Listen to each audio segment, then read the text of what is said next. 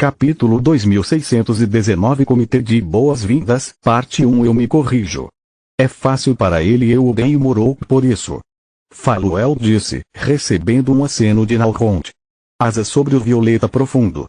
A vida é realmente injusta. Todas as criaturas sonhavam em desenvolver algo como olhos de dragão, mas para Hidras, era a falta de asas e chamas de origem que mais doía. Especialmente porque Wyverns e o resto dos dragões menores nunca deixavam de lembrá-los disso enquanto ostentavam qualquer um dos dons. Eu ouço você. O orgulho e a inveja de Ajatar por seu discípulo lutaram para parar. Agora vamos. Nós vamos primeiro. Nalrond se certificou de que, embora o amuleto de comunicação estivesse cortado para aqueles do lado de fora, ele ainda funcionasse para aqueles dentro do fringe. Vocês ficam aqui enquanto eu levo os outros para o local do ritual. Assim que estivermos seguros dentro das cavernas, eu te ligo e você pode procurar pelos elfos. Dessa forma, quando terminarmos os preparativos, a atenção dos nossos anfitriões estará focada em você e eles não notarão o aumento da energia mundial. Espero que sim. Solos, Kila, Fria e Morok seguiram Nalrond em um voo de baixa altitude com o objetivo de chegar a um lugar que ele reconhecesse o mais rápido possível, evitando também ser visto pelos habitantes da antiga e da nova Fringe.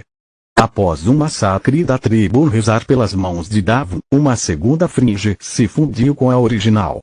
Ela expandiu as fronteiras do local de nascimento de Nalrond e ele não estava familiarizado com as áreas que se materializaram junto com os elfos e os Devan. Deuses, esse lugar é incrível. Solos nunca tinha estado lá antes e achou a beleza natural do fringe de tirar o fôlego. A energia mundial de alta densidade do lugar afetava tudo que crescia, abençoando-os com afinidades elementais. O chão estava coberto de grama alta com listras alaranjadas, farfalhadas por uma suave brisa primaveril que carregava o borbulhar da água de um rio próximo. Ela fluía para um lago prateado habitado por peixes com escamas listradas de amarelo e era cercada por várias árvores frutíferas com listras azuis correndo por toda a casca marrom. Seus galhos estavam cheios de frutas maduras cujo cheiro delicioso deixava Solos faminto. Chinchilas de pelo prateado, coelhos marrons com listras pretas e esquilos saíram de suas tocas para olhar os recém-chegados. O barulho os deixou curiosos em vez de assustados, porque eles nunca tinham conhecido humanos antes e confundiram os recém-chegados com algum tipo de pássaro. O mesmo aconteceu com muitos pássaros de penas brilhantes que seguiram o grupo por um tempo, deixando para eles para afirmar seu domínio sobre o território. Chega de descrição. Nalrond chegou, silenciando os pássaros o mais rápido que pôde. Finalmente. Após identificar uma área com a qual estava familiarizado, o Rezar conseguiu encontrar seu caminho em direção ao local do ritual. Um passo perdeu sua barulhenta guarda de honra e menos de um minuto depois eles chegaram ao seu destino. Fria lembrava bem do lugar e abriu acesso secreto às cavernas com um feitiço de magia da terra, enquanto os outros verificavam os arredores em busca de testemunhas. Uma vez lá dentro, o Rezar deu sinal verde para o segundo grupo. Você ouviu, a Aleja. Faluel disse. Agora você pode nos guiar até seu povo. A elfa conectou todos eles com um link mental para ser capaz de falar e guiá-los enquanto se movia em alta velocidade. Ela voou baixo também, mas se moveu rápido como se estivesse seguindo uma estrada em vez do que parecia ser um caminho aleatório. Ela frequentemente fazia curvas bruscas ou tomava um caminho indireto, mas nunca parecia estar perdida. Não se preocupe, eu sei o que estou fazendo. Ela disse. Meu povo explorou a área completamente e deixou para trás muitos sinais que posso identificar facilmente. Ela compartilhou com eles imagens de galhos parcialmente podados e marcas de garras nas árvores que, na verdade, foram feitas por elfos. Estamos seguindo a rota dos convidados. Eu poderia ter tomado um caminho mais direto, mas isso significaria que ou não escolhi os sinais reais ou que sou ignorante em relação às tradições élficas. O desvio mais longo permite que nossos convidados reconheçam nossas intenções amigáveis e lhes dá tempo para se prepararem para nossa chegada. O que significa uma emboscada ou um banquete? Que porra é essa? Lit deixou escapar surpreso. E como sabemos qual deles devemos esperar? Não saberemos. Ela deu de ombros em resposta. Estamos colocando nossas vidas nas mãos de nossos anfitriões em um sinal de confiança e submissão. Elfos raramente se mudam de sua terra natal e são muito protetores de suas terras, especialmente depois da Guerra das Raças. Podemos entrar em conflitos intensos, mas isso seria o mesmo que uma declaração de guerra. Os costumes élficos são insanos. Respondeu Lit. Sim, porque ser interrogado por guardas, ser revistado e perder seus poderes devido aos sistemas defensivos toda vez que você entra em uma cidade humana é uma experiência muito amigável. A Aleja respondeu com deboche. Entendido. Lit teve que admitir que, para um estrangeiro sem sua fama e a autoridade que sua identidade carregava, entrar no reino teria sido muito mais perigoso do que o que os elfos exigiam de seus convidados. Quarentena, interrogatório e uma busca completa no corpo e suas cavidades, no mínimo. Os sinais os levaram a uma ampla clareira cercada por um grosso grupo de árvores altas. Aqueles que estavam na clareira não tinham cobertura, enquanto as árvores podiam esconder centenas de pessoas e ofereciam proteção sólida contra ataques físicos e mágicos. Toda a área havia sido protegida com barreiras permanentes que interferiam na saída dos feitiços sem afetar os que entravam. Bom trabalho. Esta é a recepção mais mortal que já recebi. Lit olhou ao redor com visão de vida, avistando várias figuras humanoides ao redor deles que acreditavam estar escondidas pelas árvores. Agora, se terminamos de brincar de esconde-esconde, venham para a frente. Tenho coisas melhores para fazer do que ficar aqui o dia todo. Vocês sabem que estou aqui e eu sei que vocês estão aí, ratinhos. Ele acendeu os olhos com mana e apontou para os elfos mais próximos enquanto desdobrava as asas de penas negras e cobria o rosto com as escamas vermelhas de sua forma de dragão. Os sentidos mágicos de Lit permitiram que ele seguisse seus movimentos e até mesmo desse uma olhada em seus equipamentos e nas magias que eles estavam mantendo prontas. Durante o ritual, Solos não tinha necessidade dos olhos de Minadion, então ele os estava usando em sua menor potência, esperando que fossem o suficiente para imitar os olhos de dragão. Lit. Aleja o repreendeu através do link mental enquanto Ajatar e Faluel telepaticamente se amontoavam sobre ele. O que? Você já ouviu um dragão falar assim? Você deveria ser uma criatura nobre, não um bandido de rua, ela respondeu. Primeiro, ouvi dragões dizerem coisas muito piores, Lit respondeu, embora tivesse que admitir que eles teriam usado uma frase menos rude. Segundo, eu queria que eles soubessem que estou ciente do que está acontecendo. Em vez de nos fazer esperar, eles podem muito bem vir e fazer o que for preciso. Não vou comentar seu primeiro ponto, mas você deve considerar que talvez eles estejam ganhando tempo simplesmente porque não sabem o que fazer.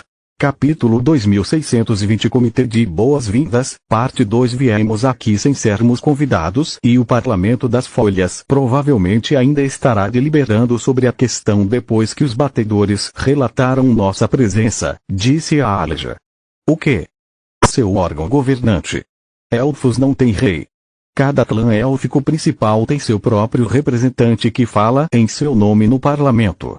Muitas cabeças também significam uma longa discussão toda vez que uma decisão que afeta toda a comunidade tem que ser tomada. Como uma elfa, minha presença deveria tranquilizá-los, mas eles não têm como saber se estou aqui por vontade própria ou se estou sendo coagida. A Aleja gritou de surpresa quando uma delegação de guerreiros élficos caminhou em direção a eles antes que ela pudesse terminar a frase. As ligações mentais eram muito rápidas. Os elfos saíram de seu esconderijo alguns segundos após a provocação de Lit.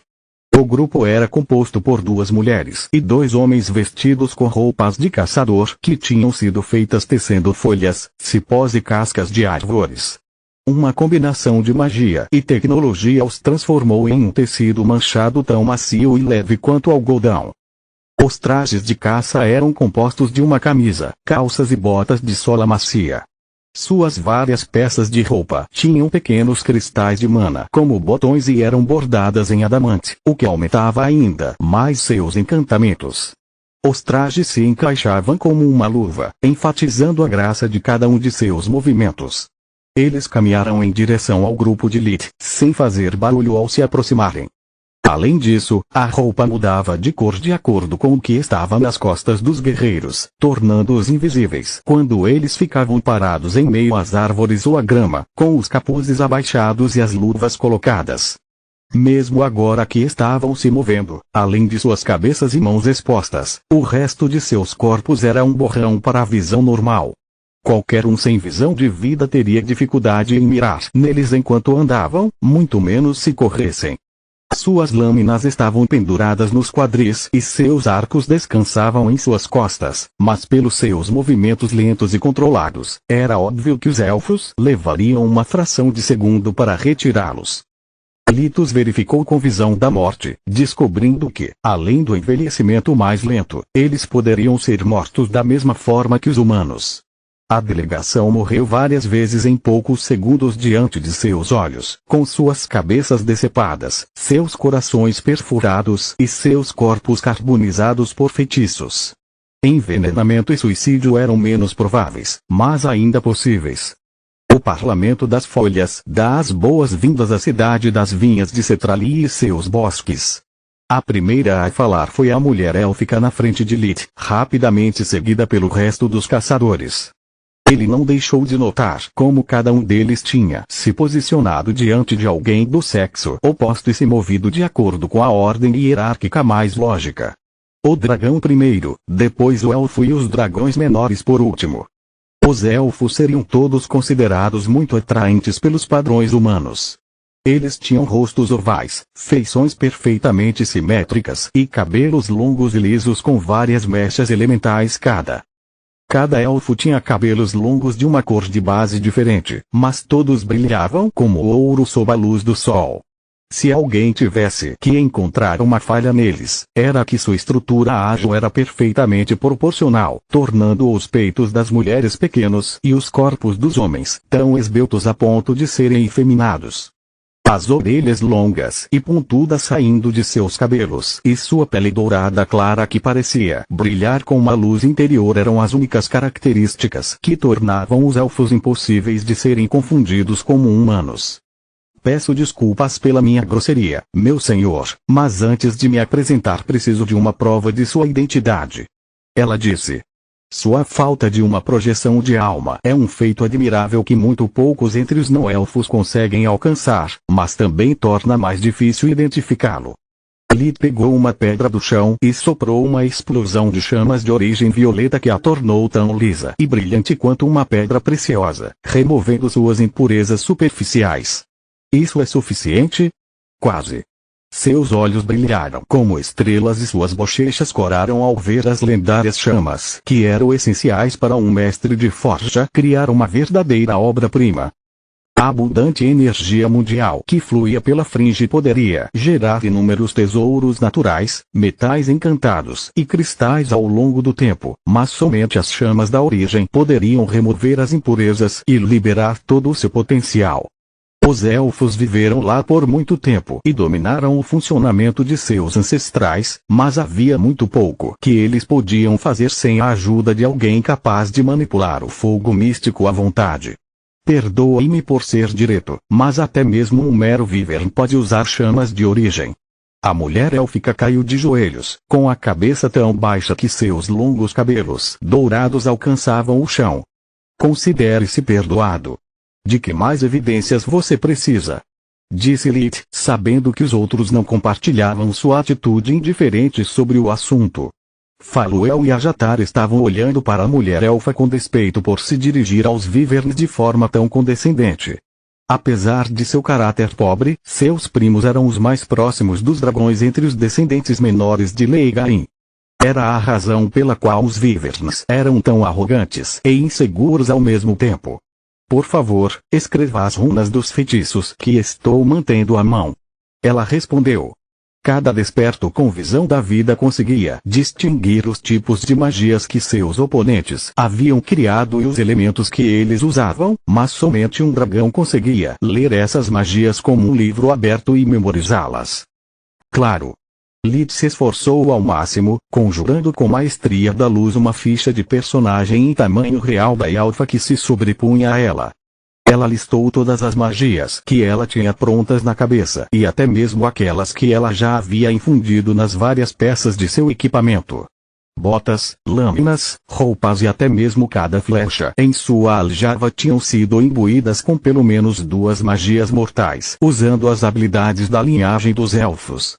Se fossem encantamentos de verdade, os olhos de Minadion levariam algum tempo para analisá-los, o que seria um grande fardo para Lid, já que ele estava usando o artefato sozinho. Os feitiços da elfa, no entanto, estavam expostos, sem nenhum pseudonúcleo que ele tivesse que decifrar ou dispositivo de camuflagem para quebrar, tornando fácil para os olhos registrá-los. Ela ficou pasma tanto com a descrição detalhada dos tatus de seu próprio equipamento quanto com o uso da maestria da luz, um dos ramos mais elevados da magia que era considerado perdido no tempo. De acordo com as lendas, apenas um verdadeiro gênio com alta afinidade com a magia da luz poderia descobri-la por si mesmo. A maestria da luz era muito difícil de ensinar e, com base no conhecimento ultrapassado dos elfos, apenas a tribo Rezar, agora morta, os Trolls antes de sua queda e Leigain conheciam seus segredos. Isso é o suficiente ou preciso dar uma olhada nos seus amigos também? Lid exibia um sorriso maroto, numa expressão arrogante que ele considerava sua melhor imitação de Leigain. Está perfeito. A elfa pulou em seu pescoço, dando-lhe um beijo tão profundo que ele teve certeza de que ela havia provado sua amígdala. Continua no próximo vídeo.